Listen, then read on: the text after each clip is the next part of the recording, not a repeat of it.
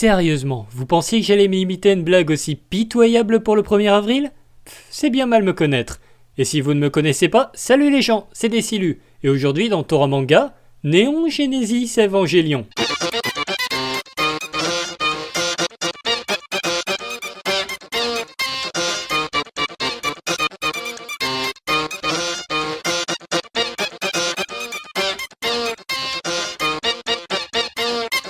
Néon Genesis Evangelion est un animé de 1995 comptant 24 épisodes produits par Gainax et 2 épisodes finaux réalisés par les enfants de l'école Nishikawa à l'occasion d'une journée porte ouverte. Mais nous y reviendrons plus tard si on a le temps. Accessoirement, il s'agit du second animé le plus vendu dans le monde selon Enzorpedia, la référence en matière de Japanimation juste derrière le wikichef.fr. Mais alors, de quoi parle cet animé pour être si populaire ? C'est très simple. Nous avons ici affaire à une œuvre de science-fiction mélangée à de la comédie neketsu tragico-avant-gardiste parlant de robots, d'extraterrestres, de religion et de philosophie racontée sur la forme de rapport médical. Le tout surmonté d'une romance à la sauce harem avec quelques scènes de gore et de sexe. C'est pas pour rien qu'il est passé sur Canal+, le petit coquin. Mais curieux comme vous êtes, je suis sûr que vous attendez avec impatience le scénario. Alors c'est parti. Gendo Ikari est le président d'une organisation privée appelée la NERV. La quoi ? National d'expérimentation et de recherche vaginale. Monsieur, c'était censé rester secret. Et c'est comme ça que j'ai perdu ma virginité. Après quelques années de recherche et autres expérimentations, il devient le père d'un jeune garçon. Gendo, qui cherche à tout prix à se débarrasser de cet enfant non voulu, décide de l'envoyer en mission suicide aux machines d'un robot géant qui donne son nom à la série pour sauver le reste de l'humanité. Oui, parce qu'en fait, il y a 15 ans, une météorite s'est écrasée, tuant au passage 5 ou 6 milliards de terriens, et depuis, des titans aliens catholiques menacent de détruire le monde, et ce scénario n'a aucune putain de logique. Bref, nous suivons les mésaventures de Shinji Ikari tentant de sauver le monde et retrouver l'amour de son père. Commençons donc cette critique par ce qui paraît le plus évident, Evangelion est moche. On dira pas comme ça parce qu'en 20 ans, l'anime a eu le droit à un petit lifting HD que vous voyez actuellement, mais regardez ce à quoi on avait le droit au moment de sa diffusion. Je passe rapidement sur les dizaines de faux raccords et incohérences. Là par exemple, la foreuse ne creusera rien du tout en tournant dans ce sens. Alors oui, l'anime a également eu le droit à un véritable remake avec quelques corrections et plusieurs ajouts, notamment l'apport de scènes 3D. Je vous laisse constater le résultat. C'est dégueulasse. En plus, la série est bourrée de scènes déjà utilisées. Pire qu'une scène de transformation dans un Magical Girl. On part tellement loin dans le je m'en foutiste que Gainax a même réutilisé des passages issus de leur précédente série. Ce n'est pas la seule chose qu'ils ont repris d'ailleurs. À droite, vous aurez reconnu Shinji Ikari et à gauche se trouve Nadia. Vous voyez une quelconque différence entre les deux ? Moi non plus. Si encore le problème n'était que visuel, tant pis, mais le studio s'acharne à vouloir nous imposer le même adolescent paumé comme protagoniste au principal. Et ce n'est qu'après une demi-douzaine d'essais que Gainax parviendra enfin à écrire un bon personnage avec Gurren Lagann. Mais alors qu'est-ce qui différencie Shinji de Simon ? Les deux garçons ont à peu près le même âge, n'ont pas assez d'expérience pour supporter toute responsabilité qui repose sur leurs épaules, alors pourquoi l'un a fait une brillante carrière dans le monde de l'animation alors que l'autre s'est lamentablement vautré la gueule ? Plutôt que de vous l'expliquer moi-même, j'ai préféré demander l'avis du plus grand connaisseur d'Evangelion sur le YouTube francophone. J'ai nommé Steel Giants. Un bon héros comme Simon, il hésite à aller dans le robot, puis il y va et il se bat, parce que c'est un bon héros. Alors que Shinji, il hésite aussi à aller dans le robot, et il y va pour se battre, mais c'est un mauvais héros. La véritable différence, c'est que quand Simon s'isole, il ne délaisse pas pour autant ses objectifs. Il suit juste une direction différente des autres et on peut dire qu'il creuse son propre tunnel. Shinji, en revanche, est prêt à tout laisser tomber, quitte à sacrifier l'humanité pour avoir un dernier moment de répit. Pire que les lâches, je ne supporte pas les gamins égoïstes. Son isolement, quant à lui, est expliqué par le dilemme du hérisson, c'est-à-dire la peur de s'approcher des autres pour ne pas les blesser ou se blesser soi-même. Sérieusement ? Le dilemme du hérisson ? Mais vous avez pas trouvé mieux comme nom ? C'est juste la plus grosse connerie que j'ai jamais entendue. Moi aussi je peux en inventer des dilemmes à la con. Alors, on peut expliquer la queue de Goku avec le système de Wii-City, ou la tête de Ribéry avec le syndrome du bébé claqué contre le mur. Shoot dans le bébé. Shoot dans le bébé. Dans une interview réalisée quelques années plus tard, Hideki Anno a tenté de rattraper son erreur en expliquant que Shinji était écrit comme un personnage pitoyable à l'image de son public. Selon lui, Evangelion était une œuvre destinée à critiquer et dénoncer la communauté otaku grandissant dans le Japon des années 90. Alors, 2 conseils monsieur Anno. De 1, je doute qu'insulter 80% de ton public soit très bénéfique en termes de communication.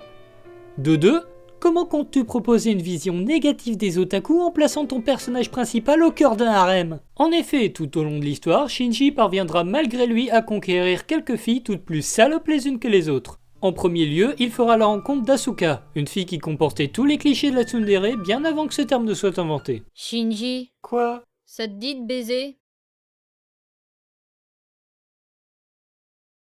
Mais pourquoi tu t'arrêtes? Bah, tu voulais juste un baiser? Espèce de crétin! Il rencontrera ensuite Rei Pokerface Ayanami, une fille qui comportait tous les clichés de la tsundere bien avant que ce terme ne soit inventé. Rei, t'as une minute? Asuka a dit qu'elle voulait me baiser. Tu sais ce que ça veut dire?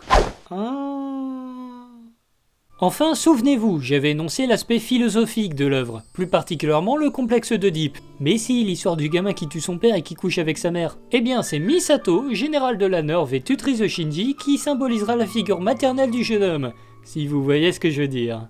Mais Misato, Quoi? pourquoi il y a un pingouin dans ton appartement? C'est un chien du con, ça se voit pas? Et de la symbolique dans cet animé, il y en a des tas, notamment à la religion. Ça se voit tout d'abord dans le titre qui en français signifie Neo Genesis Évangile, ou encore au fait que les ennemis soient appelés des anges. Sauf qu'il faut arrêter de se foutre de notre gueule. Pour moi, ça c'est un ange.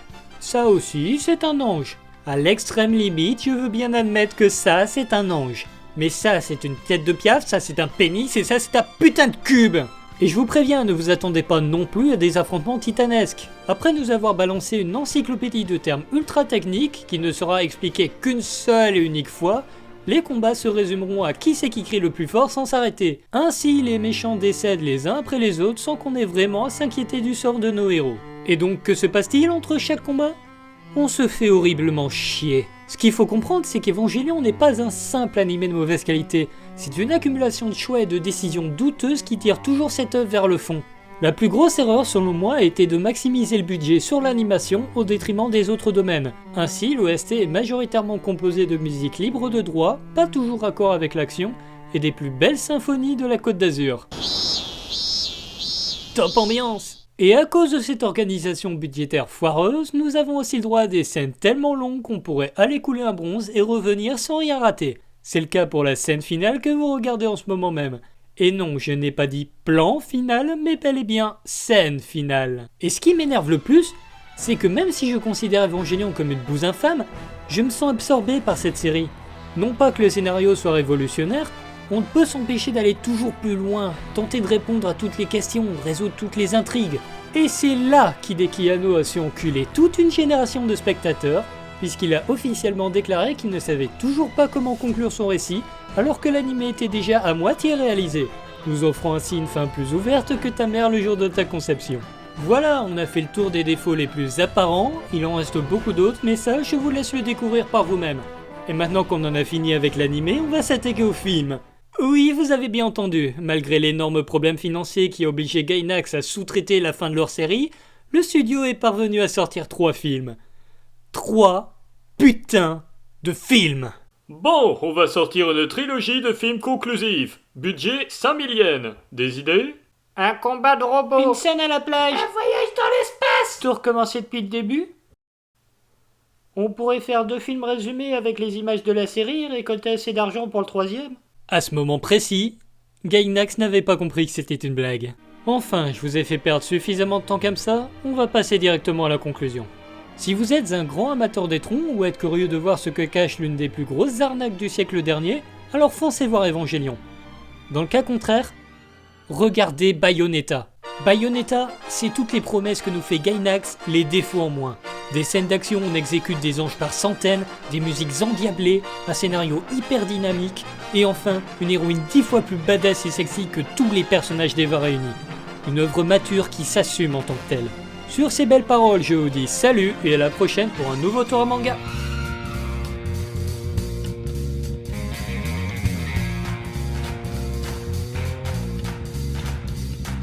Cette vidéo est maintenant terminée, et si tu l'as aimé, je t'invite à la liker.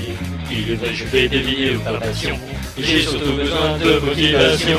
Si tu as un avis ou une remarque à faire, alors n'hésite pas à laisser un commentaire. Je te dis à la prochaine et puis abonne-toi pour ne pas rater le prochain tour à manga.